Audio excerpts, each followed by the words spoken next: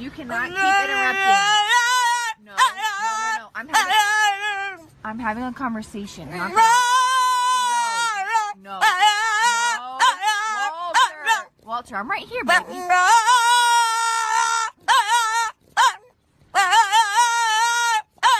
That's enough. Stop embarrassing me again. You're getting me in trouble.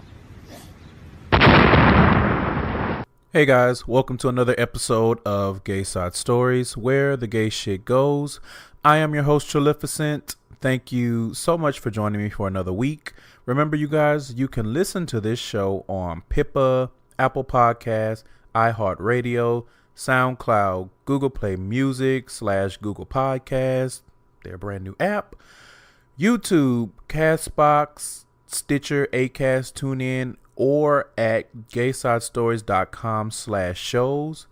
Please remember to use the hashtag GaysidePod when you are live tweeting about the show while you're listening. Remember, the Gayside culture information is in the show notes. If I have reached out to you to be a part of it and you have not submitted your soundbite, or if you're just now hearing about it and you want to contribute, please get in contact with me. Last thing, you guys, I know last week I announced that I was going on a break for the summer, but I did this episode in the middle of this past week, and I didn't want to hold it hostage until August. However, this right here that you're hearing right now is going to be the last episode for a little while. In the meantime, please feel free to go back and listen to one or preferably more of the other 71 episodes that are in the feed, and hopefully you guys enjoy that. If you hear some things that you have forgotten about, or if you're listening for the first time, go ahead and tweet that stuff out, put it in your memory banks. Maybe you can submit it for best of for the 2-year anniversary, whatever float your boat. Find your lost remote. So now let's get into this week's episode. All right, you guys, this week I have a very special guest, and I'm actually going to let him introduce himself. Hey guys, it's Ian Haddock. I am one of the co-hosts of D'CK&DaBOX podcast. I'm also a published author and published writer. I'm super excited to do this. It's a bomb-ass topic, so I'm excited to get into it. Thank you for coming. Absolutely. I joked about this on Twitter, but I tweeted that somebody that I was scared to ask to collaborate agreed. Why scared? Because I'm weird. Don't mind me. I'm like, ain't nobody interested in my little shit show. I love it. We've been following each other on Instagram for a little while, and I was like, I want to have him on the show. I think he would bring an interesting element, but I'm scared. I'll be scary when it comes to my show, but I did it, and you're here, so we are going to have a good time. Absolutely. And before we get into things, why don't you tell my listeners what the podcast D'CK&DaBOX is about? A Houston-based podcast, by the way. Shout out to the H-Town. H-motherfucking town. So D'CK&DaBOX is just about this concept that gay men, people think gay men can't be dicks. I think we're all dicks. We just have different boxes. So it's opening up any box a black and or queer person may have.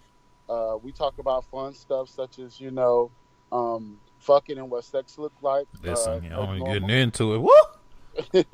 Had to pin my wig down at work today. But we also talk about spirituality. We talk about our relationship with men. We talk about community work. We talk about anything that looks like a box to us, and we try to open it up and give the people what they want. Sounds good. It's good to see another LGBT podcast, especially with black folk running at the helm. And it's good to see another Houston podcast pop up, to be quite honest.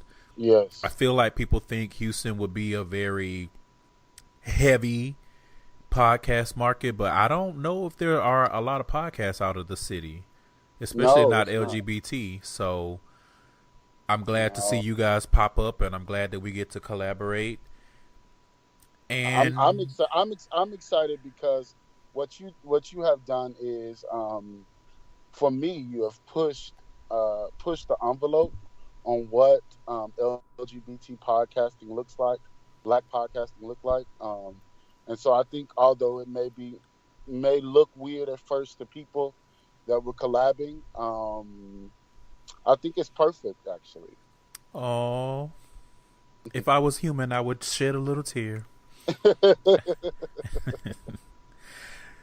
All right, so enough of that stuff. Let's get into some different things. We're going to start off with the Come Quick segment. I'm gonna come, sir. Oh, yeah! So, Okay. first up, man who used Grindr to drug and rape victims gets 23 years in prison. Mm. Yeah. So, Sam Ashley received a 23-year prison sentence after using Grindr to drug and rape people, according to the Crown Prosecution Service, also known as the CPS. The 30-year-old from Fareham, England, would use the app and contact men before meeting them in Portsmouth. After meeting up with them, he used a variety of ways to drug his victims, including GHB and diazepam, or a combination.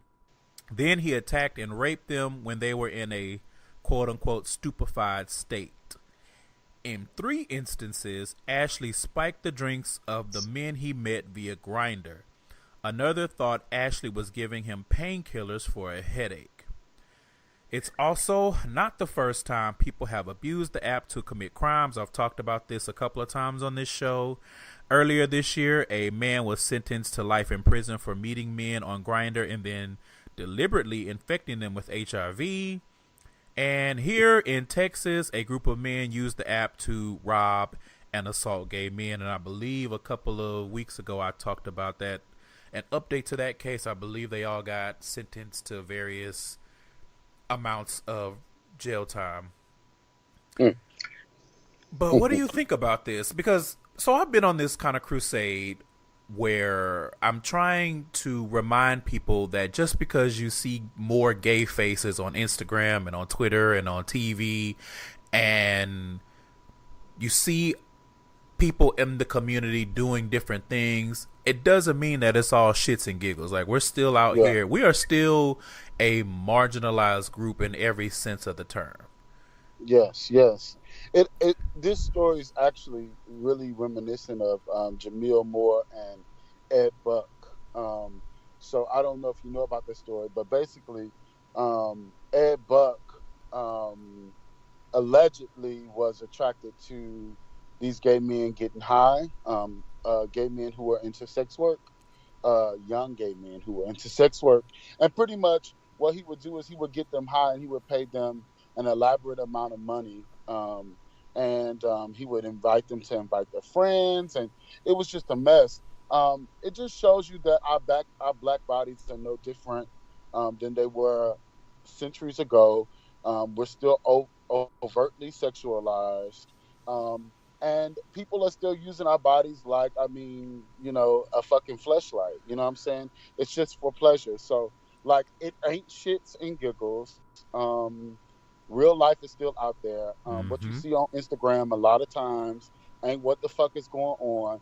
If you see all these people at all these different prides doing all these different things, some of these people, we do have successful gay men who live very good lives, but there are also a sector of gay men who still have to hustle to get what they want. And a lot of times that looks like going on Grindr to get dates. And not only that, since you brought up the prides, because I did have another story that I read about guys being attacked leaving Pride. But the thing that I want people to really understand is there are people, men, I should say, let's call it what it is, that use our own safe spaces against us. Safe spaces that I don't know who is the actual creator of Grindr, but Grindr is for gay men. We know that to be true. And for Yeah. people that hate us so much to go in and use our own apps against us. Like we're just trying to live. We're just trying to get some dick. We're just trying to get some ass or, circle jerk, whatever it is that you're into. And we can't even do that without fear of having our lives taken, being robbed, being beaten, being raped. No shade, though. No shade. And I am not shaming on any level, body shaming or otherwise, because I am fluffy and fine, okay? But if you look at Sam Ashley, she is atrocious. No shade. She is not a cute guy. So it does make me wonder, like, so what is this predator, if you will, bringing to the table? What is the interest? I also think that there's an underlying conversation about like our drug use, right, and Right. and our substance abuse, right? Because I can't picture someone who has a level of self-esteem going over to Sam Ashley, and if y'all look him up, y'all see what I'm talking about. Sam Ashley and sleeping with him for fun. So it has to be something more than that. So it's either low self-esteem, money, or substance abuse. And so that is another conversation that, we're really uncomfortable having. And I did not consider that.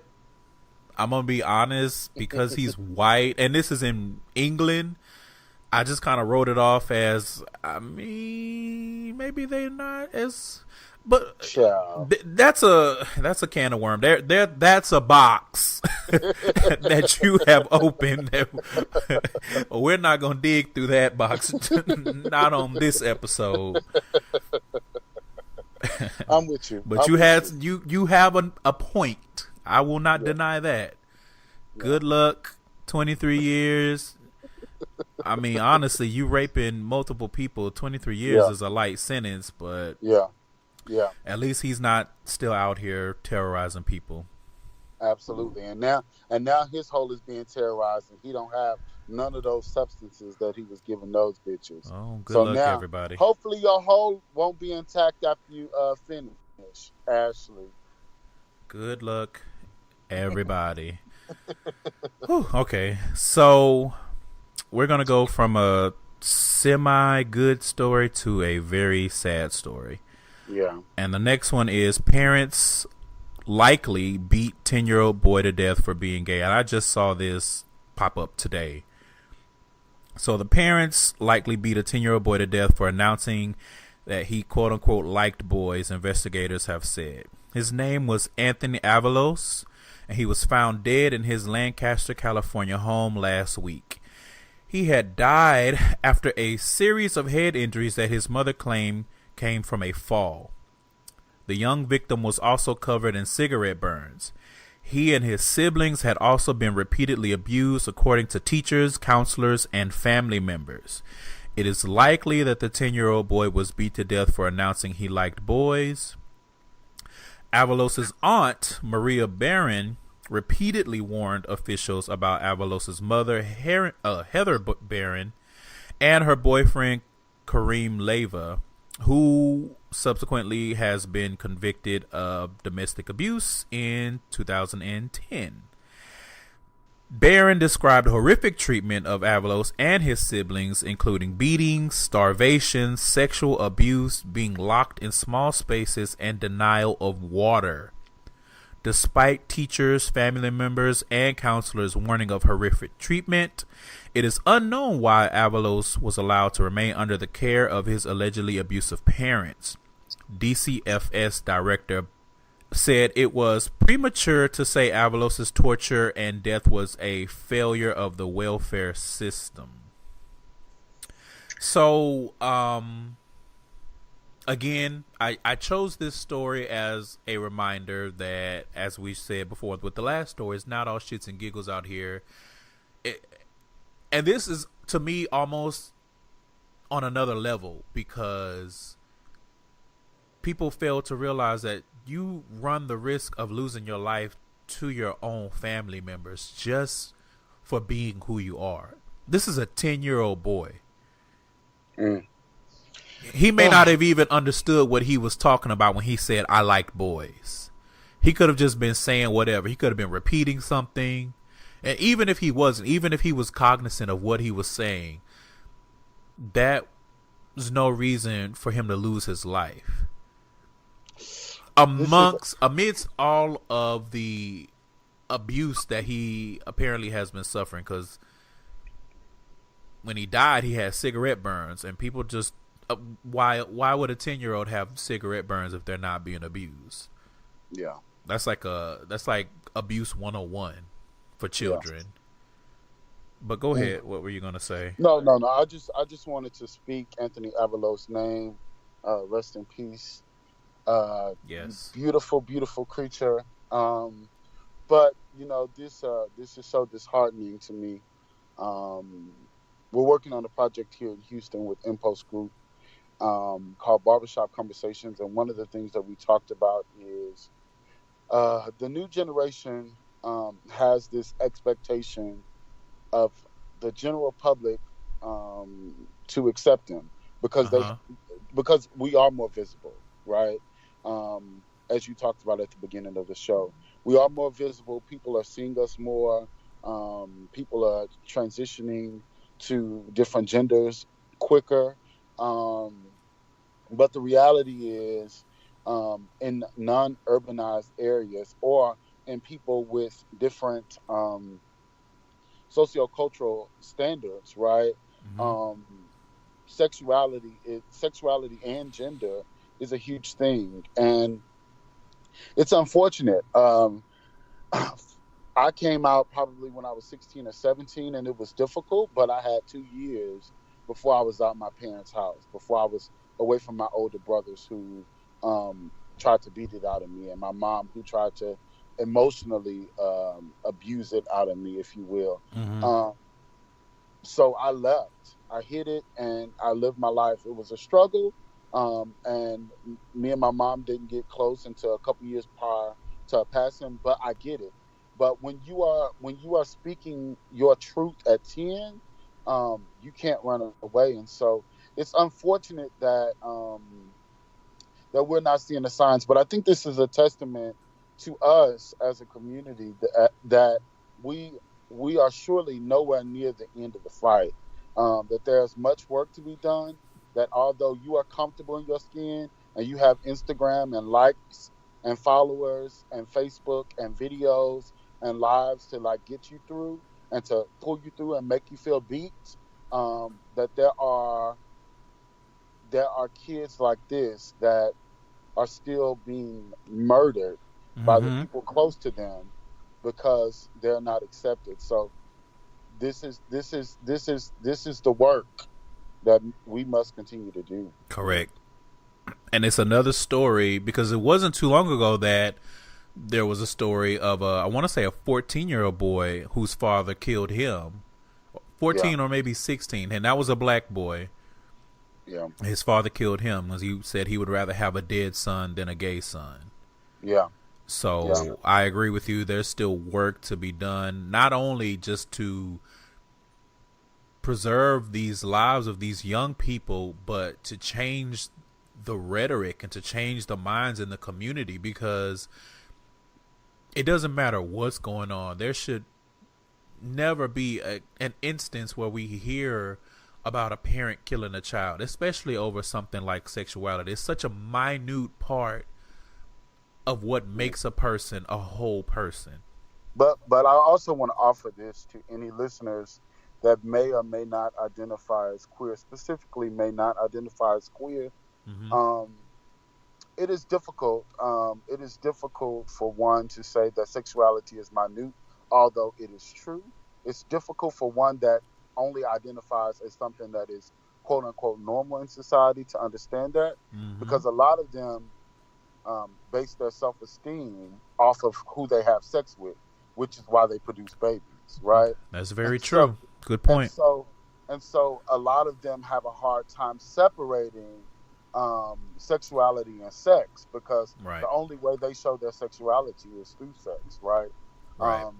But God's chosen folk, i.e. Black queer folk, we we have a special magic that that expands us. I mean, we have a whole culture, whole separate culture. So to us, we understand that it's minute, but I just wanted to offer to them on their behalf that it is difficult, but it's still not okay. Yeah, definitely. I'm not saying it's easy to swallow because we know that parents basically map out their children's lives way ahead of time before the child even knows who they are, before they're probably even in school, but probably when they're still in the womb. And I completely agree with you that it can be difficult. I imagine it would be difficult to divorce that vision that you had and accept what's being presented in front of you. However, however difficult that may be, do it. Taking your child's life is never the answer. Yeah, you know? Absolutely. I don't even want to call that extreme because that is just... It's unacceptable. Yes, better word. Unacceptable. Do that work. You are the parent. You are the adult. Life is not easy. Shit happens. But you just have to play with the cards that you're dealt. So again, I want to say rest in peace to Anthony Avalos, and I really hope that the people, his parents, I really hope that justice is served. You saying it nice. Them hoes need to rot in jail. Well, when I say justice is served, that can mean an array of things. I just didn't want to go down the list because I was thinking a whole lot of different things. Justice is served, and then you, as the listener, you insert what your idea of justice is. If they deserve to have some hot fire poker stuck up their ass, whatever you feel is justice in this instance, go with that. Yeah. But fuck them. Yeah. All right, so let's slide on over to the main topic. We are going to be discussing heteronormativity. And I think that this is a very interesting topic because I've seen this come up on Twitter a few times amongst the queer community about subscribing to heteronormative ideas. So I'm very curious to see what your thoughts are and how we can shape this conversation. So I want to start with a definition of what heteronormativity is for anyone who may be a little confused. And this is from Wikipedia, which is from another site. You know how people copy and paste on Wikipedia. It says heteronormativity is the belief that people fall into distinct and complementary genders, i.e. male and female, with natural roles in life. It assumes that heterosexuality is the only sexual orientation or only norm, and that sexual and mental relations most or only fitting between people of opposite sexes.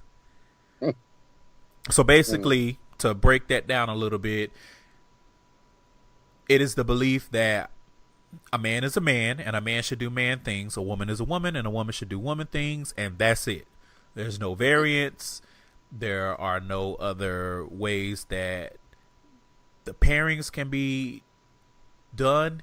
It's just strictly man, woman. Woman cooks and cleans. She knows her role and her place. The man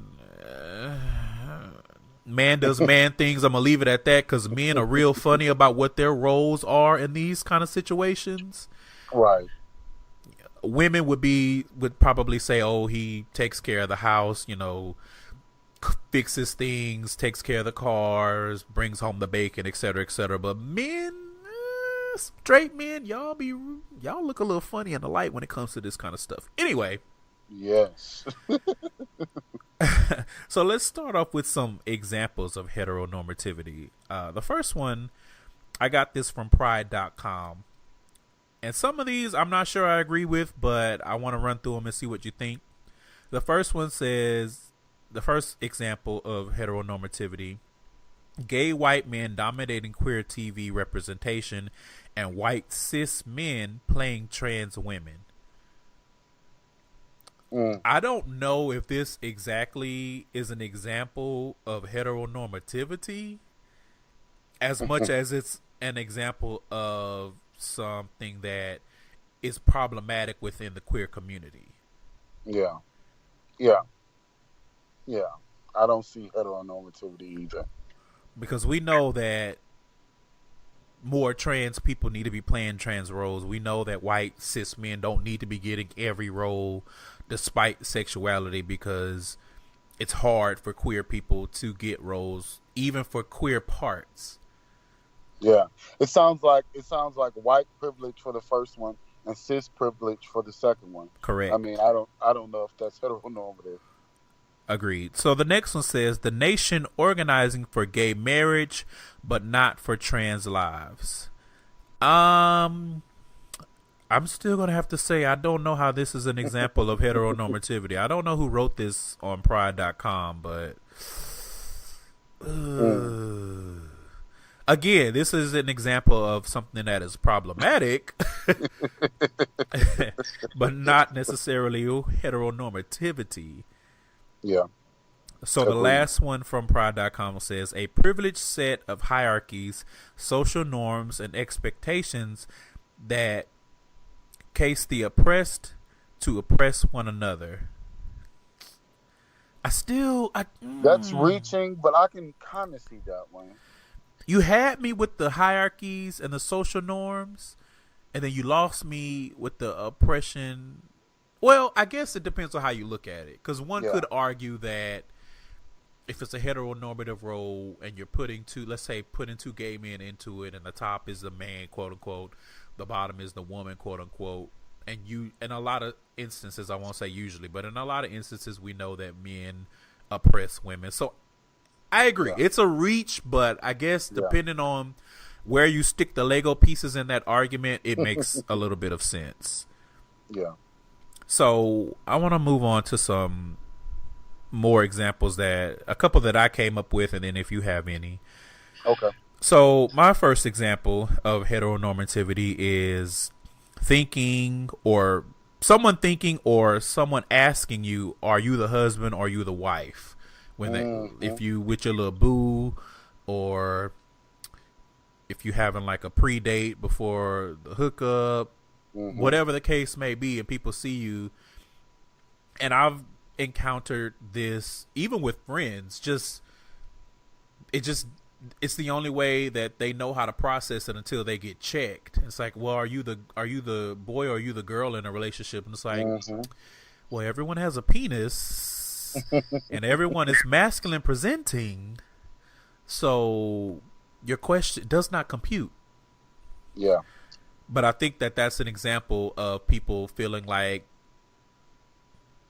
heterosexuality is the only thing and it's the norm and it's what they're used to, and they're trying to find a way to fit that peg into that slot where it doesn't fit. Yeah. If that makes sense. Absolutely. So my other example is, and this one may be a little controversial depending on how you feel about it, but good luck, everybody. And that is tops thinking that they should be catered to the way hetero women cater to hetero men, and vice versa. Yes. I feel like that's probably the easiest example for one to come up with. And I've seen it a lot. Whole rhetorics. You get on Twitter, they have whole threads about why the top should pay for everything and why the top should do this and do that and do this because the bottom is getting fucked. And then the bottom should be taking care of his top and cooking and cleaning and rubbing his feet and clipping his toenails and brushing his hair and doing the cater to you choreography in the living room every day. And it's just like, do you honestly feel that these are things that should be happening, or do you feel this way because you're trying to fit what you think a relationship is based off of that heteronormative ideal to this relationship that you're having with another man? Yeah, yeah. I think a good way to look at it is, and this kind of like goes across many different intersections, but a good way to look at it is a trans woman has to be the submissive or receptive partner, right? Right. That's really based on like a sense of heteronormativity, right? That because you identify with a woman, um, because your gender that you have taken on is that of a woman, now that you can't use your penis, right? You Right. can't be quote unquote a top, or that you being a top um, demotes you to a gay man, if you will. Right. And I would even push that a little bit further and say not just gender as far as identifying as female, but I would probably say anything feminine, because how Yeah, often do we see the flack and the jokes about feminine tops? yeah, yeah, I yeah, think it's femininity versus the actual gender, yeah, but yeah, your yeah. I'm specific with you. example is also spot on. Yeah.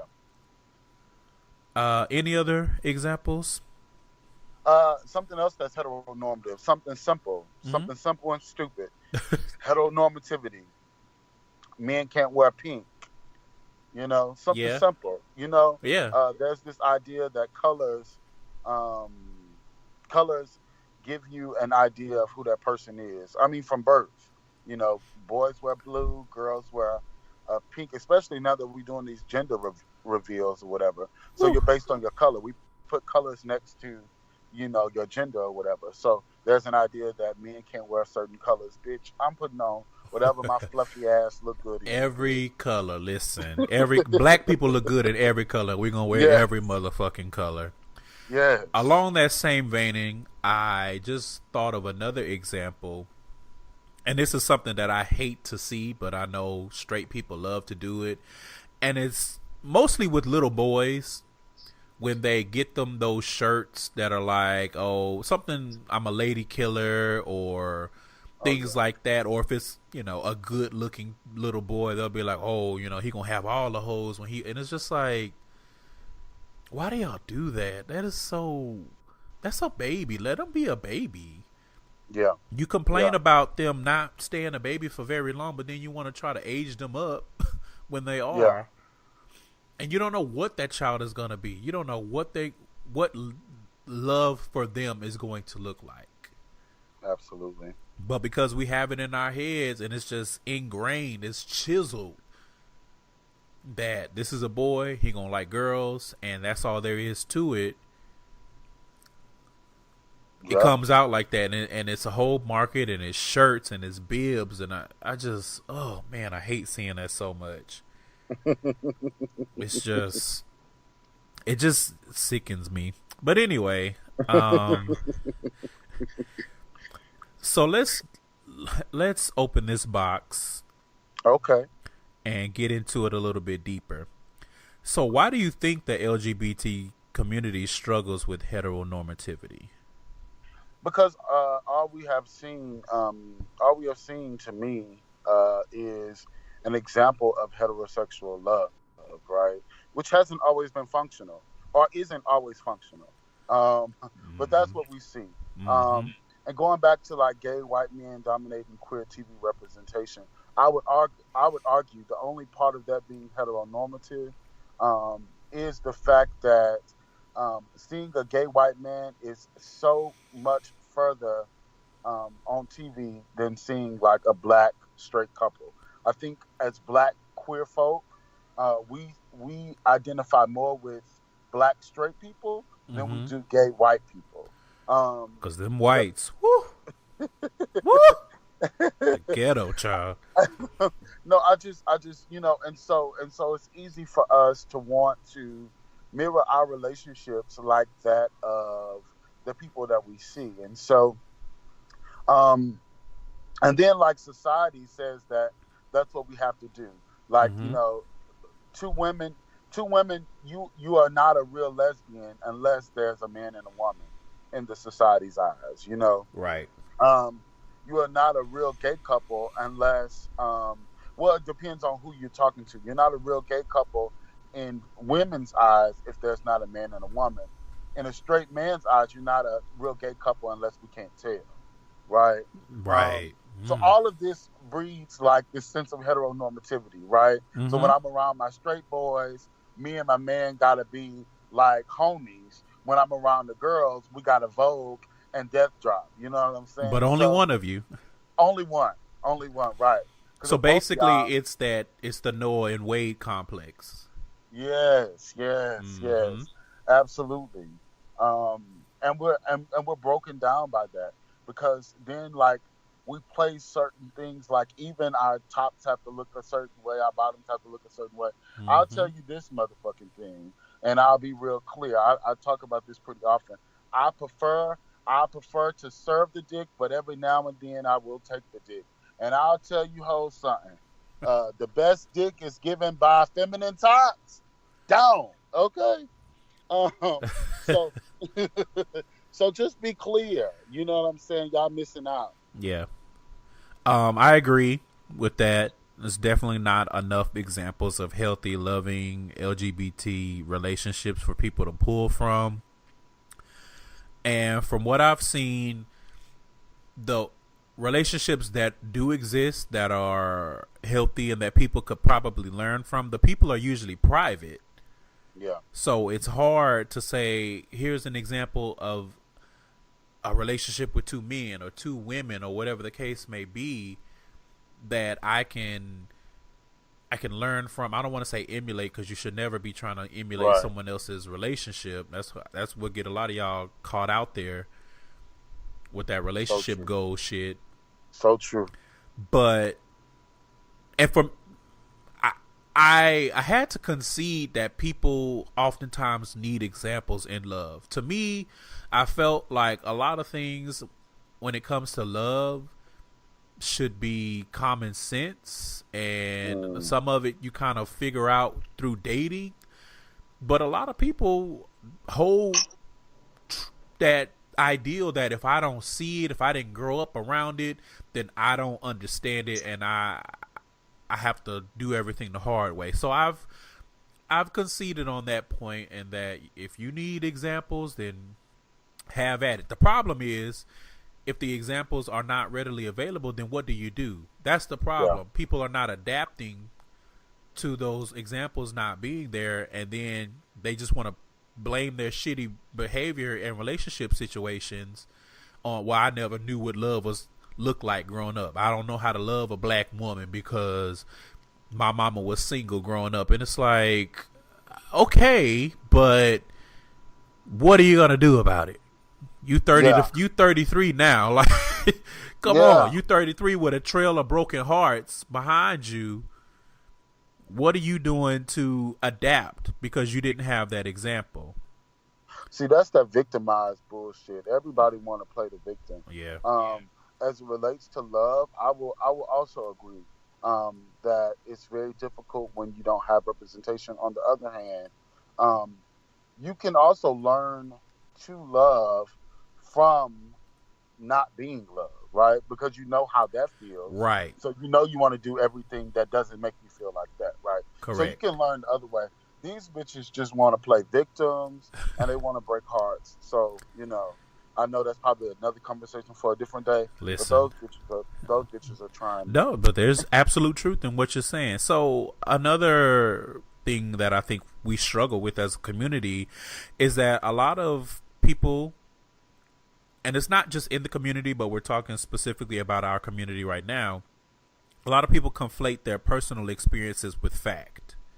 Yeah. So if you have a bad experience, if you have good experiences, then you think that is a universal truth. Mm-hmm. Case in point, I'll use myself as an example because, y'all listen to this show. Y'all know I put all my business out there. I don't care. I don't be doing shit. But historically, I have not had a lot of good luck with dating. And when I tell people that, they're like, I don't understand it. You're this, you're that, you're smart, you're handsome, da-da-da, da-da-da. And it's like, all of that could be true, but my truth is my truth. You feel like just because I check these boxes to you that I must be desirable, I must have people on my phone, I must have this, I must have that. And it's like, just because that's true for you, that doesn't mean that it's true for all of us. If that makes sense. And I think a lot of people do that. So they conflate their own personal experiences with facts. So it's like, if they had a situation where, let's say it's a more feminine guy and he found him a Wade, and the Wade probably put him through hell, but he feels like that's the way it's supposed to be because that's my personal experience. That's how it's always supposed to be. I'm always going to have me a man going upside my head, but I'm going to cook him meatloaf and potatoes because that's what I'm supposed to do. And it's like, our experiences are our experiences, but that doesn't mean that that's the way life has to be. Yeah, well, you know, and another, you made me think of one since we're sharing stories. There's this belief that, and to me it relates to our topic, but there's this belief that fluffy dudes are two things: tricks and bottoms. You know. Tricks? Okay, this is new. Let me perk up. Let me put my headphones on right, because I need to hear this. No, because I mean, you know, women who are, you know, who have a little weight on them or are voluptuous or a little bigger than voluptuous, that like, you know, leaner, muscular, you know, twinkie, if you will, men, generally, you know, they're willing to do whatever they need to do to be with them. Yes. Because the idea about being big is that it's not the societal norm, right? And so in the same way, there's this belief that if you are a thick guy or if you're a bigger guy, not in my personal, I personally haven't dealt with this, but I have seen other people deal with it. Like, you have a little weight on you, they expect you to spend money on them, they expect you to take dick all the time, they expect you not to have no dick, you know what I'm saying? Yeah, I did a whole episode about the big boys. Absolutely. I know exactly what you mean. We did it. Yeah, we had a whole episode. Yeah, it was like, y'all think that big boys not out here getting chose. Y'all think muscular men don't like them. Y'all think big boys are undesirable. Yeah, that they don't deserve to be desired. Because listen, yes, and this is a little bit of a tangent, but I feel like we're here, so I'm gonna pull up. A lot of y'all need to watch your friends. If you are a little bit fluffier, as Ian says, and you have friends around you that are not quite as fluffy, that always got some slick shit to say, yeah, you need to watch who you're being friends with, because those are people that secretly probably don't like you because they might like you as a person, but they also don't like you because you're fluffy, because you're fat, because you're thick, whatever term you want to use. I'm not here to police your terms.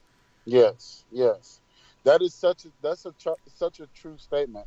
But it's also about that confidence, right? Yeah, I was about to get there too.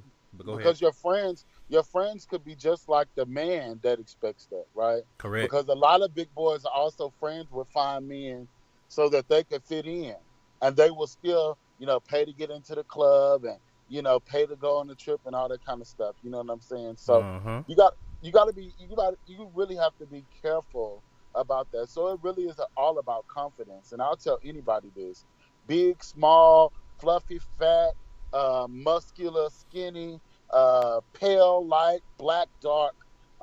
If you wear confidence, is the best outfit. You can get anywhere and anything with confidence. So, bitch, step your pussy up. Hey, yes, Madison girl. So the next one, and it kind of actually piggybacks a little bit off of what you were just saying. I think that a lot of us in the community, especially gay men, they just want a certain type of partner, physically, financially, whatever the case may be, and they would rather fight to try to mold a person that fits one or two criteria to what they want them to be and fit that heteronormative view, rather than find someone who already shares the same views. And what I mean by that is, let's say you are just a regular schmegular gay dude, and you like guys that are a little bit more effeminate. And instead of meeting the guys that you meet where they are in terms of personality, body type, etc., you want to try to mold them to be what you want them to be. So you feel like, well, if I'm dating a feminine dude, then he should know how to cook. And then you come across one that you like, and he's like, listen, sis, the kitchen and I are not friends. And you'll be like, well, you need to learn how to cook, instead of being like, okay, well, let's see how we can handle this together. You know what I mean? Like, I feel like, and I could be wrong, maybe I'm projecting, maybe I'm not, but in my observations, there are a lot of gay men that try to mold somebody to be what they want, and they go through hell because people don't want to be molded. They don't want to be changed by another person. Can I interject for like 2 seconds? Please do. Because this is one of my little pet peeves. Please do. These people, listen, I know that we live in a microwave society in which everything blossoms quick. You can go to DR and get you a new ass. You can go to Mexico and become a woman. You can get on Jacked and be married in 2 months. But look, be clear. If you are, first of all, I don't understand this idea of like, this is what you need to be while we're dating. I can understand if we are deciding to get married that we are starting to establish boundaries and establish like what will work in our relationship. But the reason why a lot of us ain't getting married, my theory, is simply because we are doing things that you would do with a husband to everybody we date. I'm not cooking for nobody, okay? I didn't cook for you before I met you, and I'm not cooking for you after I met you. If I cook for you, it's going to be special and it's going to be purposeful, unless we are cooking to share bills. And I'm not sharing bills with you until we have some type of commitment, formal commitment. You know what I'm saying? A commitment where you can't back out real easy, like, you know what I'm saying? So you're not getting all of that from me. If I'm cooking, it's because I want to cook. It's because it's special to me to cook. If you cook, I expect the same thing. For instance, I was dating this young man, and when he wanted to apologize for something, he wasn't good at apologies, so he cooked me salmon croquette. It's my favorite fucking food. I appreciate it, but he didn't have to do that, right? Because I'm not asking him to be my husband when we're dating. Right. But come through with the salmon croquettes, cause boom. Listen, that's a little tasty meal. I'm just saying. Okay. Let's get back on track. Okay. Yeah. Shit. Listen, let me just put this out here. If anybody wants to cook me, never mind. Never mind. Okay. So another thing that I think we struggle with as a community is that the media that people consume, it tends to be heterosexual. We touched on this a little bit already. And a lot of the heterosexual stories are those fairy tale type stories. And so a lot of people get this fairy tale type thing in their mind that this is what love is, or this is what I want love for me to look like. And when it's our media, it's trauma porn. Yeah. You know, we see a lot of pain. We see and they're real stories, and they need to be told. They deserve to be told, but we don't have enough of those fairy tale stories of our own being told and being shown. And a lot of times when they are, they're too unrealistic. Like, I'll go back to the example that I used earlier. I love Noah's Ark. I know it wasn't the best show. I loved it. It had representation. It had gay dudes that look like me.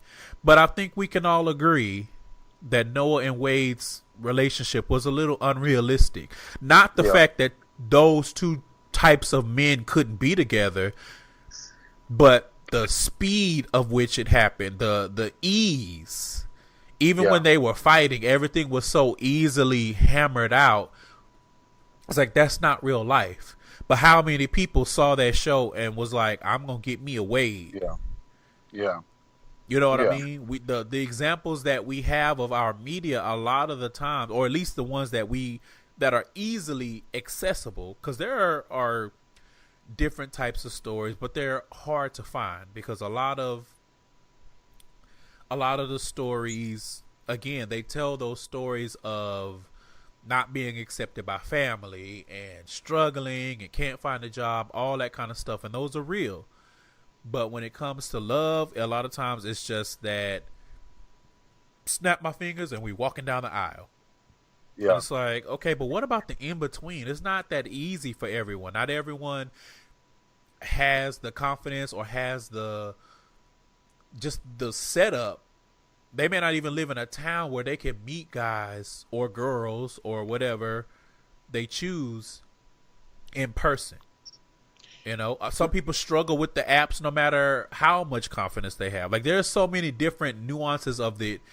Mm-hmm. And so it gets to be just difficult to see those types of stories featuring us. And the other thing, and this may be a little bit of a read, this goes out to the gays. We need to be honest about what we want to see, because a lot of the times when we do get good stories, when we do get the moonlights and things of that nature, a lot of gays, y'all don't want to support it because y'all really want to see softcore porn. Yeah. In your love movies. So we need to be real and we need to be honest about that as well. But my main point is, it's hard to pull up a movie and see love and see examples. Specifically, I'm saying for two men, because I feel like lesbians, their stories are a little bit better. Their movies are a little bit better, a little bit more encompassing. But when it comes to men, and when it is a good story, now we're going to peel back another layer. We're going to move some of those shipping peanuts in the box. Yeah. When it comes to men of color, a lot of times when you get a story that is a good story, it's a good love story, it's realistic, it's usually interracial. Yeah. So I think that we as a community, we struggle with that because our media doesn't really reflect what we say we want. And then also at the same time, are we being honest about what we really want? So, it's interesting. I was talking to one of my mentors recently about this. My mentor is extremely wealthy, highly educated, highly decorated individual, super cool, super attractive, only, in his 40s, early 40s. So perfect guy. House, car, second house, perfect guy.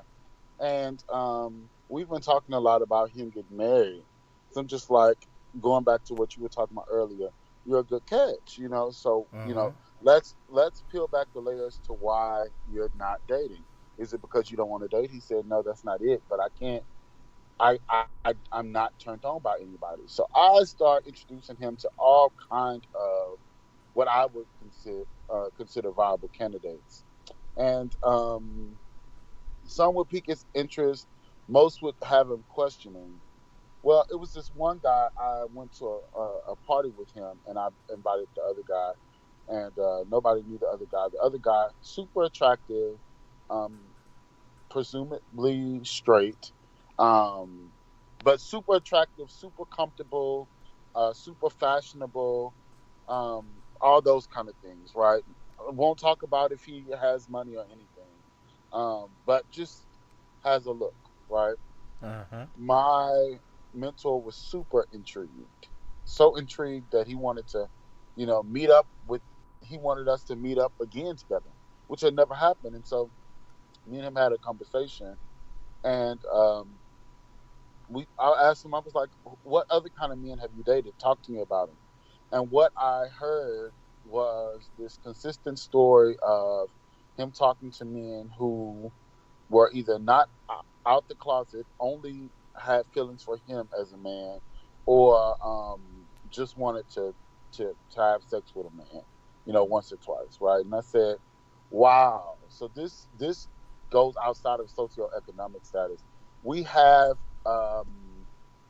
an issue with wanting things that are unrealistic for us, no matter where we stand on the wealth scale, right? And I think that that's a part of our issue in general. We're so comfortable with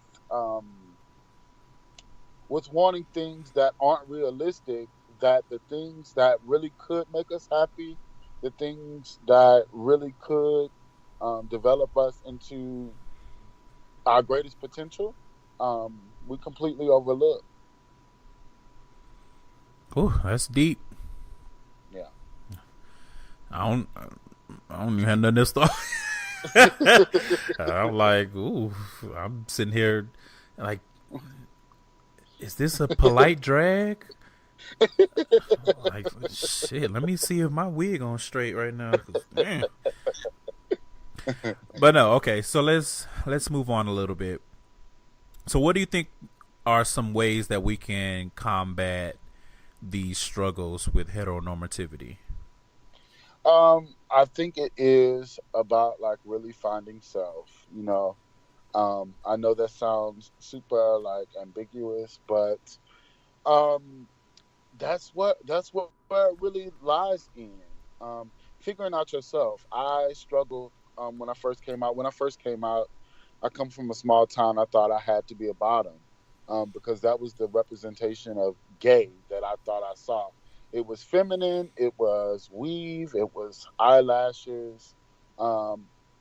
It was, sometimes heels, sometimes boy clothes, but always 8 counting. That's what I saw. I was in an 8 counter. I didn't wear heels. I didn't wear eyelashes, but because I had that closed mind, I thought that that's what I had to be, was a receptive partner. So my first couple of tries at relationships, I was what I considered a bottom, although I probably only had receptive sex once or twice when I was younger. And once I got to the big city, because I stayed in Houston, I've stayed in DC for a while, and I've stayed in New Orleans. And once I got to these big cities, I'm like, oh no, that's not a good thing. Like, being a bottom surely isn't a good thing. That's, the less of the lesser of those. And I got super, super, super, super masculine, grill and snapback and tattoos and sagging my pants and holding them up in the front, grabbing my balls and shit. And it worked. I got a lot of pussy. I had a lot of sex. I got into prostitution, all that kind of bullshit. And people like me for that. And then as I really got to know myself, I realized I am a lot more masculine than I thought I was when I was 16, 17, 18, 19. But at the same time, I don't have to be my brother, who was a straight man 7 years older than me. I didn't have to be like a dope boy. I could be fashionable. I could, talk to my friends. I could have fun, and I could be myself. And now people are like really taken back because I mean, I live my life. I live my life as myself. I don't necessarily subscribe to like any like masculine, feminine labels. I think people would push me to the masculine side. But as you heard on here, as you guys have heard on here, I'm not afraid to child and girl and this thing and all that kind of stuff, because I am just me. I'm not trying to appease anybody. And guess what? My pussy box stays wet, and I'm not talking about my asshole. Okay. Okie doke. Talk your shit. Let's see. I think that, well, first off, I want to agree that people do need to find themselves and know themselves, and they need to understand what their normal is versus adopting what they're told is normal. Find out what works for you, and then or start by being open to your normal being something different than trying to emulate a straight relationship. That probably is the first step, because a lot of people are just not open to that idea. It's no, this is what love is, and it's just a small tweak since I'm not into women, or for women since I'm not into men, or the other various ways that goes as far as gender identity and expression. And if you just open your mind a little bit and say, maybe trying to have a relationship like my parents is not what I should be going after. Now, I'm not saying that you can't want to emulate parts of a healthy relationship that you've seen, a heterosexual one at that, but you shouldn't be trying to be in a, I don't know, being a I Dream of Jeannie type situation where it's like, okay, the man, he get up and he go to work and he put on his little bowler hat, he drive off, and you at home all day and you got your little apron on and you cooking rack of lamb and shit. Like if that's not real life for you, then be open to that and don't try to change yourself and what you want and what you like because you think that's what you're supposed to do. What you are supposed to do is find out what works for you. Yeah. I also think that we need to continue to fight to get into spaces where we can showcase our own stories in realistic ways. And that probably is more of the small screen and the big screen, being TV networks, movie networks. But something that I want to highlight that a lot of people have been doing that I think is good, a lot of gays and lesbians and other people in the community have been writing their own web series, shooting their own web series and telling the stories that way. And I think that is amazing. And hopefully we get to a point where more of those things get picked up by these networks and we can start seeing more shows, or maybe even a more progressive type of Noah's Ark on HBO coming on after Insecure. And we can see other types of and it's I don't want to say it's slowly happening, because sometimes we get these shows and then they disappear for unknown reasons or because we don't support them. And I know there's a big push right now to support Pose, and I've been slacking. Like, it's been on my DVR, but I have not been watching it live. And I have to tap myself on the shoulder and be like, hey, you are not helping right now by not supporting the show. And it's not because I don't want to, because I've seen ideas of, well, I'm not into the ballroom scene, so it's not really for me. And I was a little confused by that, because I'm just thinking to myself, not every show that we watch is some shit that we're into. You watch Game of Thrones, you ain't riding on no goddamn dragons. You know what I'm saying? So just because you're not monolith anyway. Right. So just because you're not in a ballroom culture, that doesn't mean you can't appreciate a show with black people that look like you, that love the way that you love, or fuck the way that you fuck. Because I know a lot of y'all like, love. No, I don't know her. But yeah, I think we need to continue that fight. And shout out to the Lena Waithes of the world and the Janelle Monáes that are using their platforms to try to hold that door open, no matter how much people above them try to slam it after they come in. And I also feel like LGBT people, especially the G, we need to be honest in whether or not we actually want to see normal relationships being depicted, or if we only want to see drama and mess.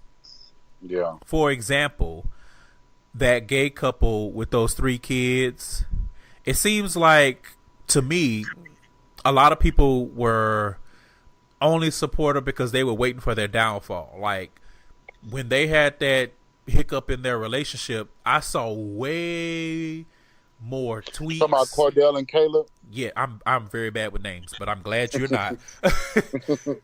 But I saw way more about them when they broke up than I did when they were being featured and highlighted just for being a couple, raising their kids. And it's like, we have to be honest. Gay men, I feel like gay men are the biggest perpetrators of not wanting to be honest about what it is that you want and what it is that you're into.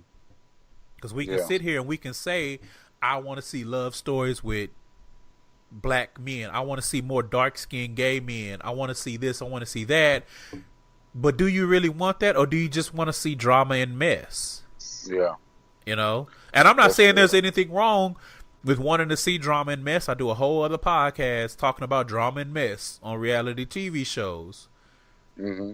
But what I am saying is you can't say you want one thing when you secretly want something else, and you only support the thing that you're not being vocal about what you want. Or maybe you are being vocal about it, but then you're being one-dimensional and you're not wanting to. Again, I use Moonlight again as an example. Now, if you didn't like Moonlight because you didn't think it was a good movie, okay, fine. But I saw a lot of gays that were just like, I mean, it wasn't for me. I didn't like it. And it's like, why? And they're like, well, and a lot of gays don't want to admit that they didn't like it because it wasn't no fucking in it. Yep. We just have to be real. We have to be real. And there were some people are, whatever you want to call it, they can be real and be like, well, again, because you got attractive guys as the leads, I get it. You want to see some smanging, but everything that we consume cannot be sex driven. Agreed. So, let me hop down off my little soapbox. And I was tap dancing like a motherfucker up there. Okay, so let's wrap this up with the last part, and that is, what are some instances where you think that heteronormativity may not necessarily be a bad thing? That's a good one, I think. So I think that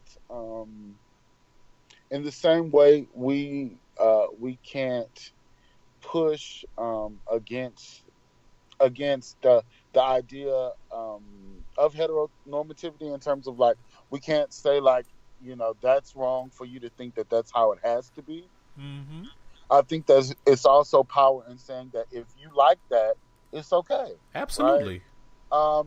If you like heteronormative roles, if you like being a submissive partner that cooks and cleans and, you know, gives your money to the quote unquote man or whatever that looks like, and if you like to be a dominant partner that provides and takes care of things and makes sure everything is in line for the household or whatever that looks like, it's a great thing.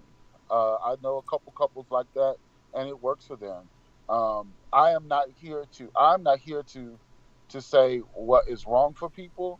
I'm here to say that it doesn't have to be right for you. That's it. That's my comment. That's it. I agree with that. I think it goes back to what I said earlier. You define your own normal.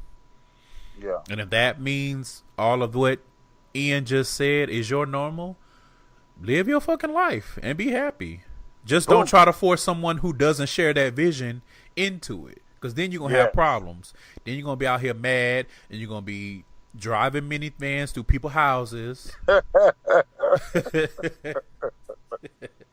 I would say in family settings, I think that there are elements of a heteronormative situation that might be beneficial as long as it's healthy on both sides. Yeah.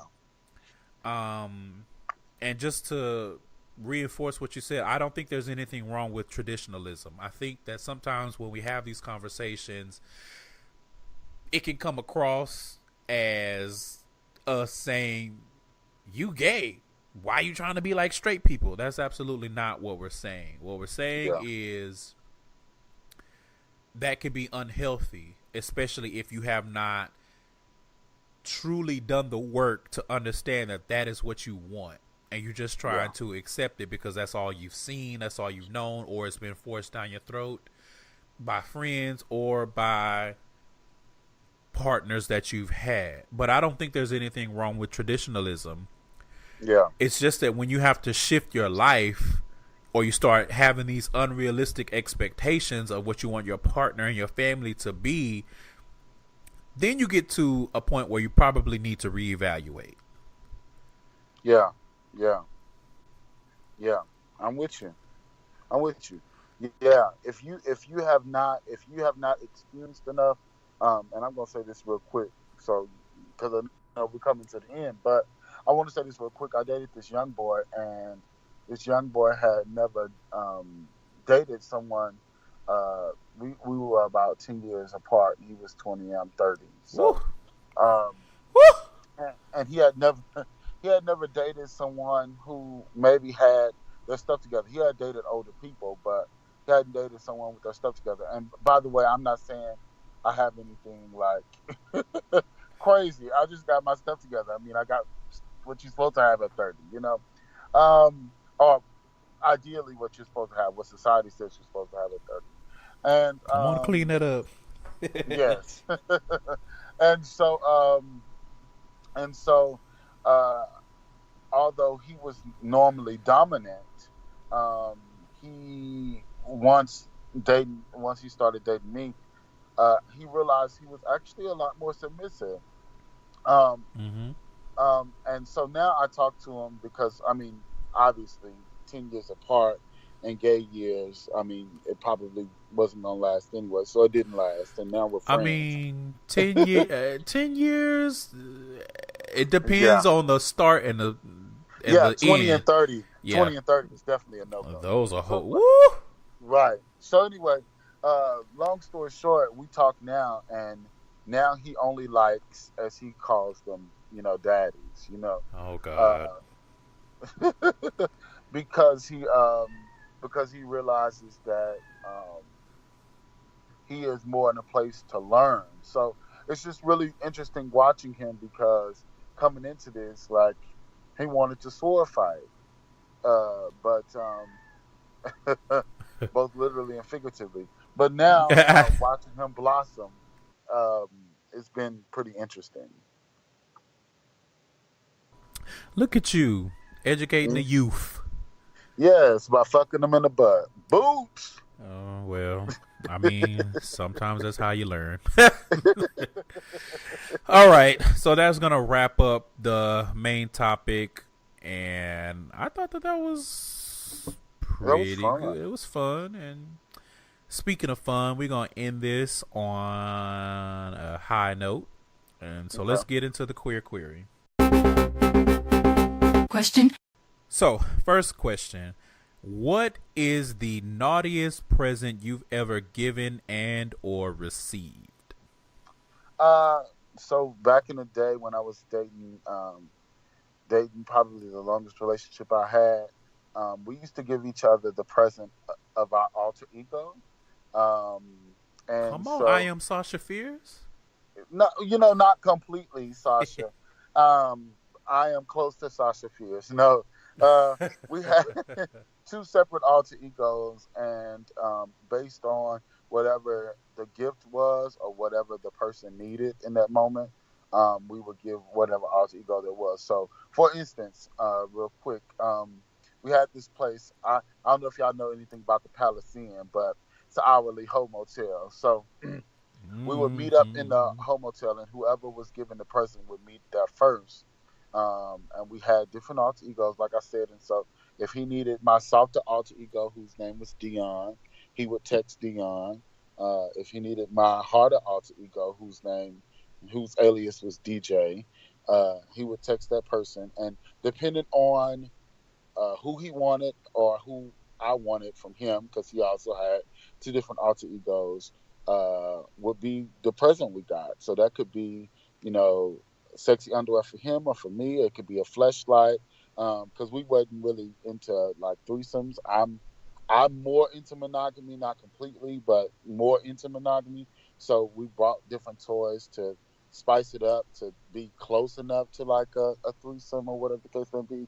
And we would just, we got into water sports, depending on the alter ego. We got all kind of different fun stuff. Woo! I got excited. Anyway, yeah, that's the That naughtiest gift. simultaneously sounds hot and exhausting. I'm not gonna lie to you. I was like, should I be turned on, or do I feel like I need to take a nap after hearing that? Like, woo, managing 6 woo, it's a lot.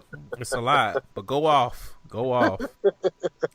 Let's see. The naughtiest present. I don't know about what I've ever received, but I know the naughtiest I've given. I gifted a friend a flesh jack for his birthday one year.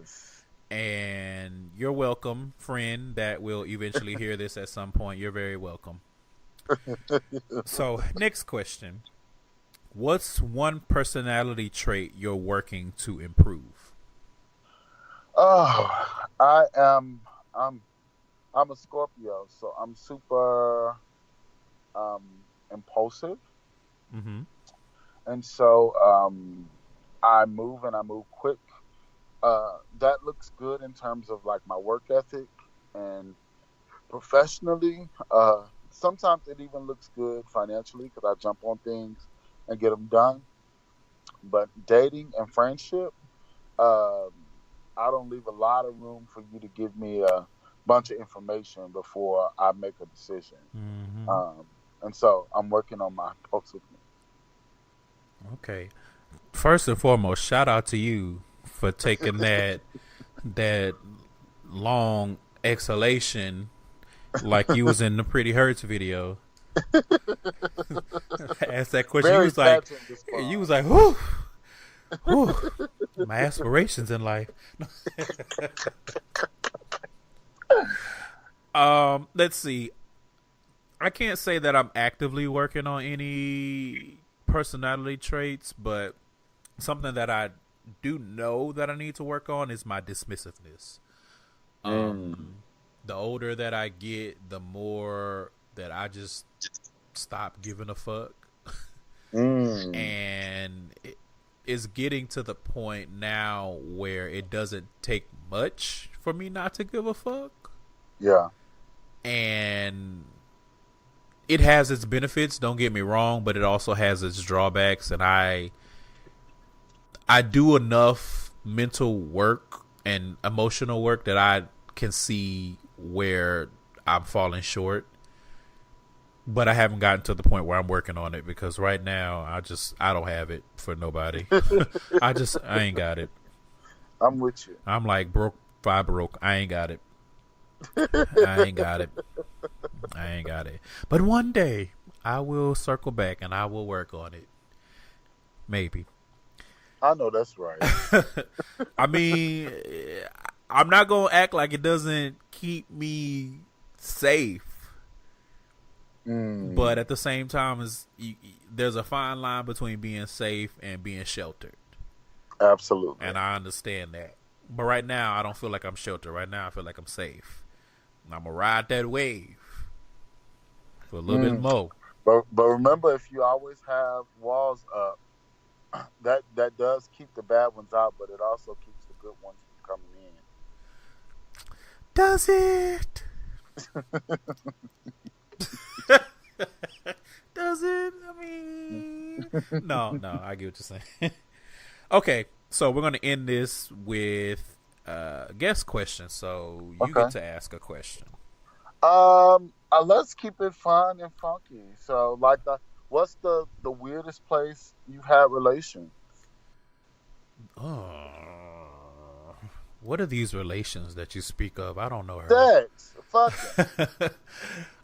The weirdest place I've had relations. Let me think. I don't know if I've had it anywhere weird. Give me some examples of what weird would be. Okay, well, I'll tell you mine. The weirdest place I've had sex was in a pastor's study. Okay. Yeah, I had sex with the pastor's son in his room doing church. That's the only place we could meet up. That's what I would consider. I actually slightly talk about it in my fictional/non-fictional book, Practice Boy, which you can find on nlhaddock.com. But either way, yes, that's weird to me. I don't think I have a weird location per se, but I think I've talked about this on the show. I did have sex once when I was in college, and I was staying in a dorm room, but it's one of those open rooms. Mm-hmm. And my roommate was like in there asleep, and I was sucking dick in the bathroom. That's it. That's it right there. Yeah, that was probably the quote unquote weirdest, because that white boy could have got up at any moment and he would have got an eye full. Yes, God. And I would have been like, I mean, because when you asked for the room for Bible study and I came home and you was in here fucking. Mm-hmm. So I didn't say anything. So I don't expect you to say anything now. No. But yeah, that was probably the weirdest. That was one of those situations, like, because we couldn't be in the bathroom all the way because it was one of those situations where it was just the shower and the toilet, so it wasn't enough space. So we had the shower running so it would mask the sounds. Yeah. But we were out in the open. You was going live, bitch, if you had to mask the sounds of sucking dick. Well, I didn't. Anyway, we don't need to get into a full blow by blow. No pun intended. Right. But to answer your question, that's probably it. The other one I can think of probably would be I don't know if it's weird though, but I did hook up with a friend actually at his workplace once. Oh, that's everything. I live for those moments. And that was an interesting experience because we did it in like a conference room. Mm-hmm. And so we went into the conference room, but it was one of those conference rooms. You know how the buildings have the windows that they're like floor length windows or ceiling the floor, whatever the term is. Yeah. But then they have a break, and then they have a little small section of window at the bottom. Mm-hmm. It was one of those, and I can't remember what he used to cover the bottom part of it. But we went in there, turned that light off, came up out them clothes in that conference room on that floor, on them industrial carpets. Hell yeah. And I mean, you just have to do what you have to do, okay? This is what I'm saying. This is why you can't. Well, no, I won't say that, because you could still live a heteronormative life and be fucking in the office. You can get your two and play that game on. Boots. Yes, sir. So, with that being said, and more of my goddamn business all out in these podcast streets, Ian, I want to thank you for taking some time out of your very busy schedule to hop on the show. Absolutely. And tell people one more time where they can find you and where they can find your podcast. Okay. Find me on Instagram and Facebook, Ian L. Haddock. Twitter, The Normal Anomaly. That's DANORMALY. And the podcast is D'CK&DaBOX. D'CK&DaBOX. So that's Dick without the I and the box. DCKANDDABOX. And that's .com.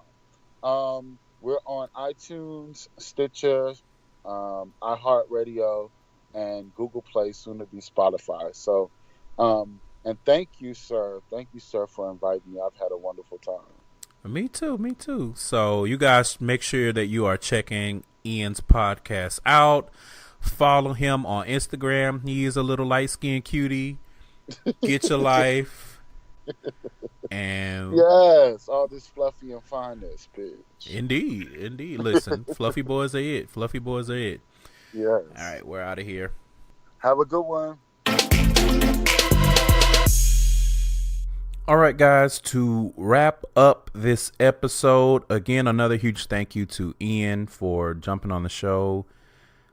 Remember, you guys can go to GaysideStories.com. That is the hub for more information about all things Gayside Stories.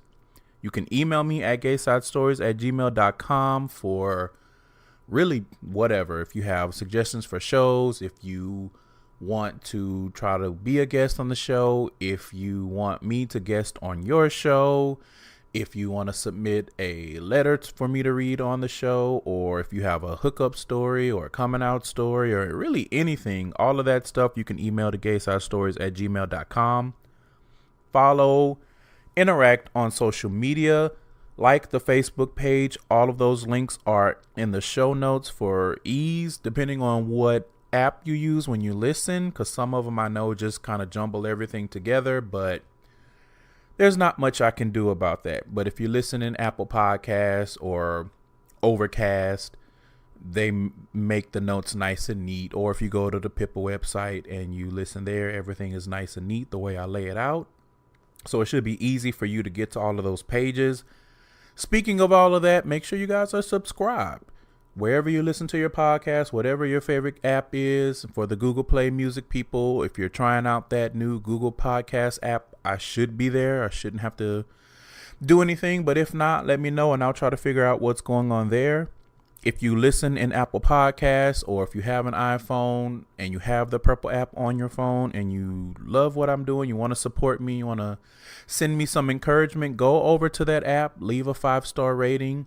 If you really love me, then write out a little review. It doesn't have to be long. It could be one sentence. I really do appreciate that, and it helps with the rankings and visibility and all of that good stuff.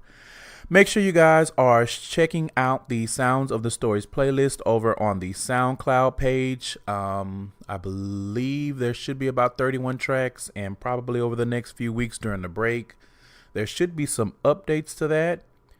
Also, remember, you guys can find me on my other podcast, Ratchet Ramblings, with Jeremy and Candace, discussing Black reality TV shows. I don't want to say there's a different version of me, but because the format is different, you get a little bit more of me, I would say. So if you watch Black reality TV shows such as Real Housewives of Atlanta, Black Ink Crew Chicago, then that is the podcast for you, and you can check me out there. Again, you guys, thank you for listening. You could listen to any of hundreds of thousands of podcasts, maybe even in the millions by now. And I appreciate every single one of you that takes some time to listen to this show, or even if you don't listen and you just download, I appreciate that too. It's a good way to support podcasts. I saw XD from Jade and XD tweeted that you don't necessarily always have to listen to every podcast that you want to support. Sometimes just downloading it to your phone and deleting it later, it helps us out still.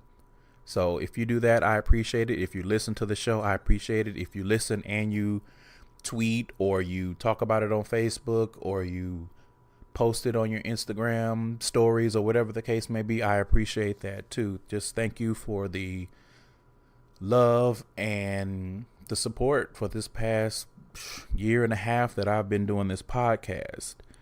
And as always, you guys, remember to protect your walls, or they could possibly crumble. So just make sure that you're doing everything you can to protect yourself out here. I'm out. I will see you guys in a few weeks, and let's all enjoy our summers. Remember, SPF is a thing, even if you're black. Perfect.